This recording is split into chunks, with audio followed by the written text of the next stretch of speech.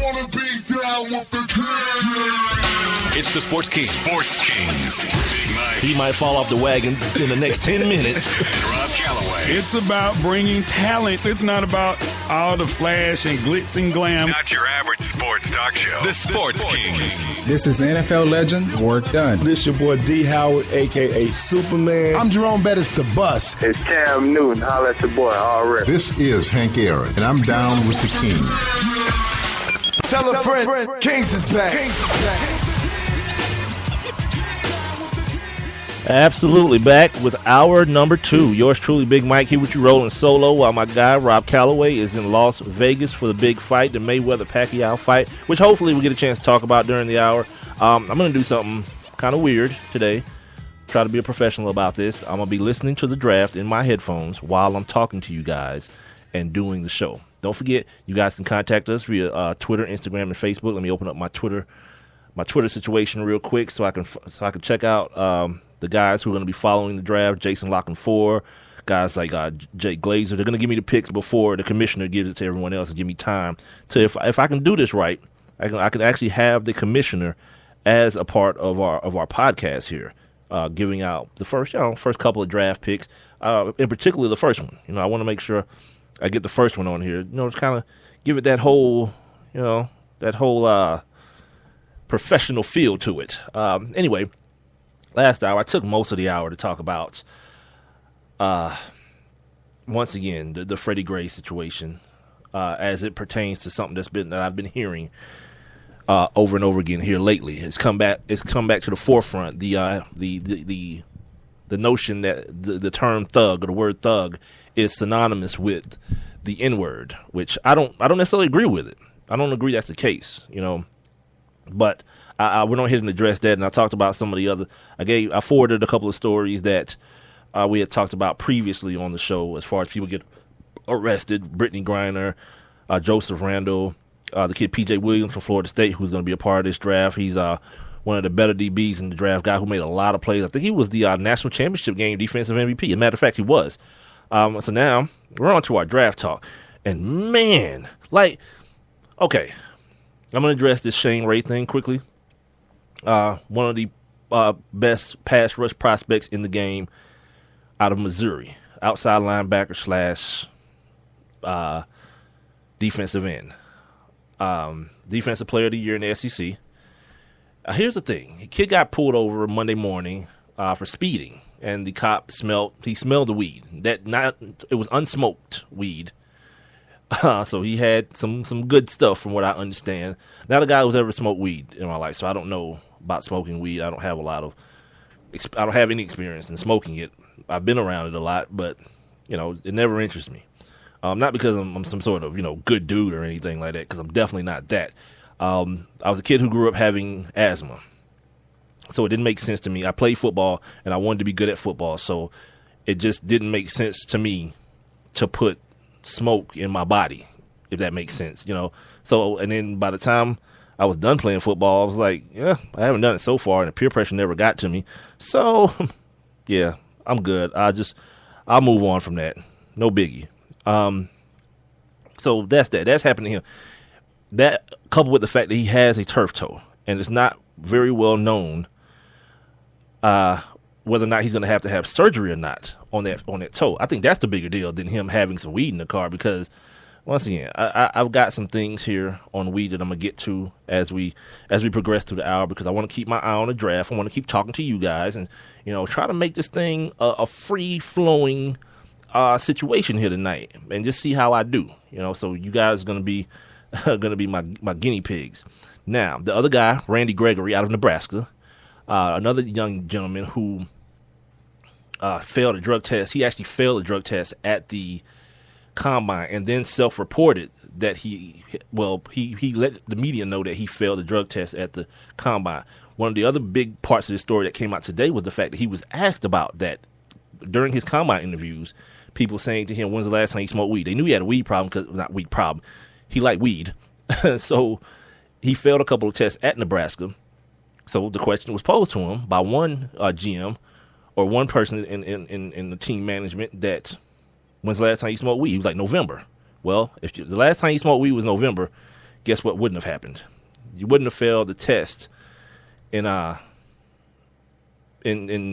when's the combine? February, April, or March?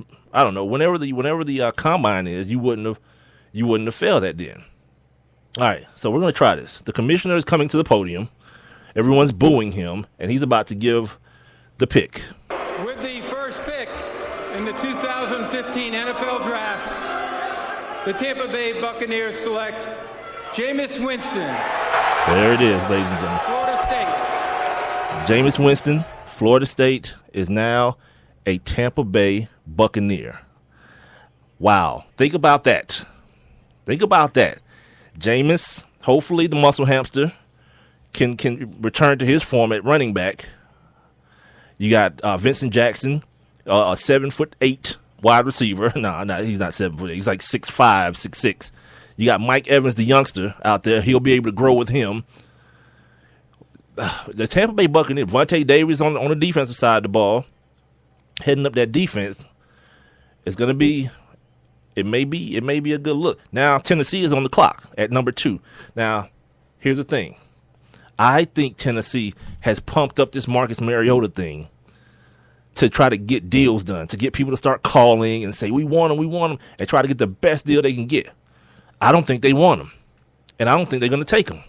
I think everybody thinks they're going to take Marcus Mariota. I think Marcus Mariota may be in for a little bit of a fall, and he may end up. Oh, God help the kid. He may end up in Cleveland. I think they're going to take Leonard Williams. I think they're going to take the defensive tackle out of the defensive lineman out of the University of Southern California. We'll see here. Tennessee's on the clock right now. But back what I was saying about Randy Gregory. Failed the drug test at the combine, so that was an issue. His weight. He's a small guy. He's like 220 something, trying to play outside linebacker in the NFL. All right, sweet. You know what I mean? All right. Look, there are running backs that size. There are wide receivers that size. This kid that's coming out of Funches, the kid that's coming out of Michigan, he's that size and playing wide receiver. Kelvin Benjamin is that size. I just talked about two guys in Mike Evans and Vincent Jackson. They're that size. The other thing that happened, his mental evaluation leaked, and they have big time concerns about this kid's ability to handle the rigors of being a professional football player. He's one of the like how I don't know if anybody remembers the report on Jamarcus Russell that there was one done on Johnny Manziel that Al Davis and the guys in Oakland paid a nice like 6 figures for it. So did Cleveland. Now Cleveland had a choice. They could have taken Teddy Bridgewater. Now if you remember with the Raiders, it was either Brady Quinn or Jamarcus Russell. Or you could have rolled the old dice and came up craps with Chris Leak. Nah, no one was drafting Chris Leak first overall. Now maybe the Raiders go get someone else the first round and then come back and get the quarterback. But all the physical tools were there with Jamarcus Russell. They didn't have the opportunity wasn't there for them to get Brady Quinn. Like even when Cleveland, who people knew he was going to go to, had a chance, they took Joe Thomas. And then traded back in at 22 to get Brady Quinn. That's just how much they thought of him. That if we can get him later on, cool. But if we miss on him, so what? So it wasn't really a choice there for the Raiders. Now Randy Gregory, the same questions are being posed about him. His ability, for whatever reason, not a whole lot was given as to why people feel that way. But the mental exams they put these kids through, he didn't do very well, and they're taking it as a measure of he may not be a guy who's mentally ready for the things that he's going to have to do to succeed in the National Football League. And then there is La'el Collins, the big offensive lineman out of LSU, big road grade. He's like the kid.